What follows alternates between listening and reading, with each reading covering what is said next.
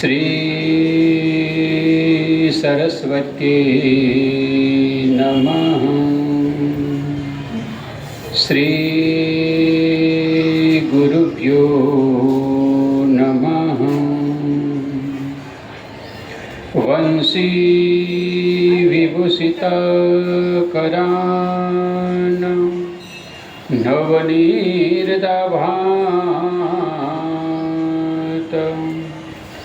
पीताम्बरादरुणबिम्बफलाधरोष्ठात् पूर्णेन्दुसुन्दरमुखाद् रवीन्द्रनेत्रात्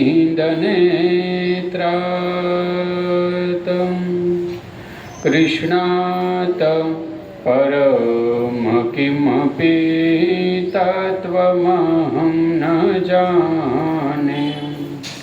कृष्णात् परम किमपि तत्त्वमहं न जाने। ॐ नमो भगवते वासुदेवाय। बोलो द्वारकाधीश की जय, पारसनाथ महादेव की जय। ओम नमः पार्वती पतये हर हर महादेव हर।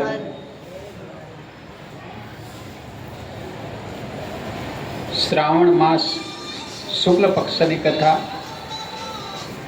राजा युधिष्ठिर અને ભગવાન કૃષ્ણનો સંવાદ છે। યુધિષ્ઠિર પ્રશ્ન કરે છે કે હે કૃષ્ણ, શ્રાવણ માસની શુક્લ પક્ષની એકાદશીની કથા કહો। તો ભગવાન કહે કે આ શ્રાવણ માસમાં પુત્રદા એકાદશી આવે છે, એનું વ્રત કરવાથી પુત્રની પ્રાપ્તિ થાય છે।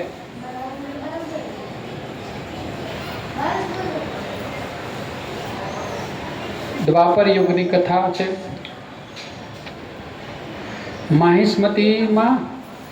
માહિષ્મતીપુરમાં રાજા મહિચિત રાજ્ય કરતા હતા।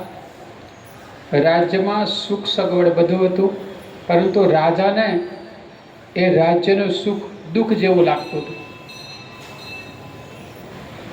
કારણ કે રાજાને પુત્ર નહોતો। પુત્ર ન હોવાથી રાજાને રાજ્ય સુખદાયક લાગતું નહોતું, દુઃખ આપનારું લાગતું। મહિજિત રાજા વૃદ્ધ થયો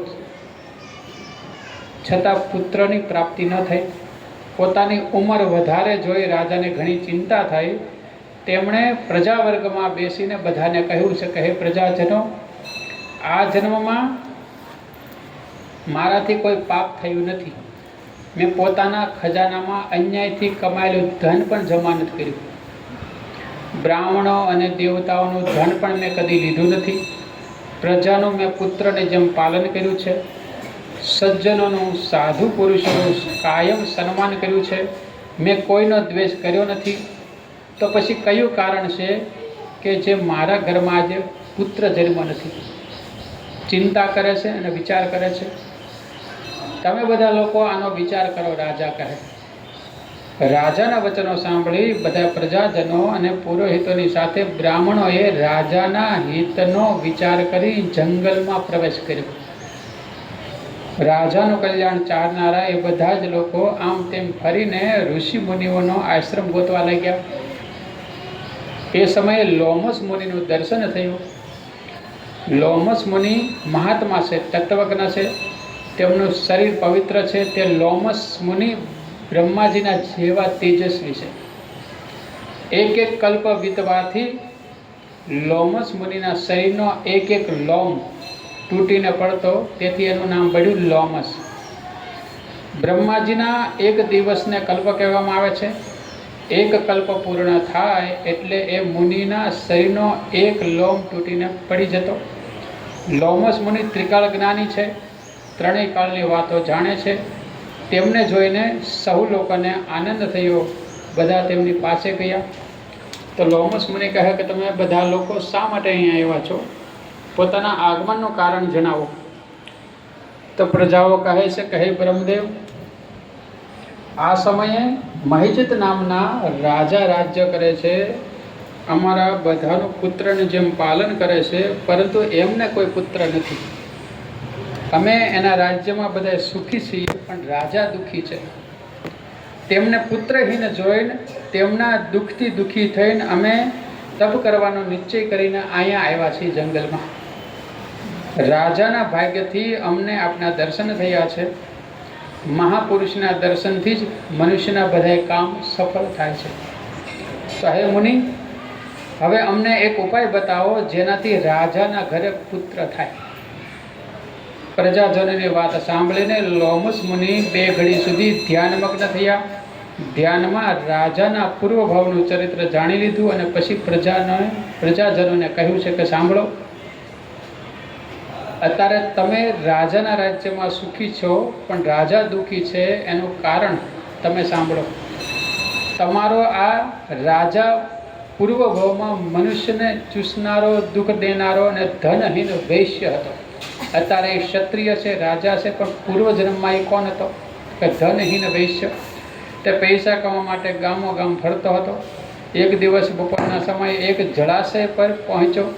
પાણીથી ભરેલી વાવ જોઈ જળ પીવાનો વિચાર કર્યો. એ સમયે ત્યાં વાછડાની સાથે એક ગાય જળ પીવા આવી. એ ગાય તરસી હતી અને તાપથી પીડિત હતી, તેથી વાવમાં જળ પીવા લાગી. તો આ વૈશ્યએ પાણી પીતી ગાયને હાંકીને દૂર હટાવી દીધી અને પોતે પાણી પીવા લાગી. એ ગાય વાછડાને પાણી પીતા અટકાવી એ જ મોટો અપરાધ છે. તે પાપના કારણે રાજા આ સમયે પુત્રહીન થયો છે. પહેલાંના કોઈ પુણ્યથી તેને રાજ્યની તો પ્રાપ્તિ થઈ, પણ ગાયનો તિરસ્કાર કર્યો એ કારણથી એને પુત્રની પ્રાપ્તિ ન થઈ. પ્રજાઓ કહે છે કે મુનિ, પુરાણોમાં સાંભળ્યું છે કે પ્રાયશ્ચિત કરવાથી એ તિરસ્કાર નામનું જે પાપ છે એનો નાશ થાય. અમે એવું સાંભળ્યું છે. પ્રાયશ્ચિત રૂપ પુણ્યથી પાપ નાશ પામે છે. તેથી પુણ્યનો ઉપદેશ તમે આપો કે કયું પુણ્ય કરીએ જેથી કરીને એ અપરાધથી મુક્ત થાય. અમને કોઈ એવો ઉપાય બતાવો જે પુણ્યનો ઉદય થાય, એ ઉપાયથી અને પાપનો નાશ થાય. તો લોમસ મુનિ કહે છે કે એક ઉપાય છે.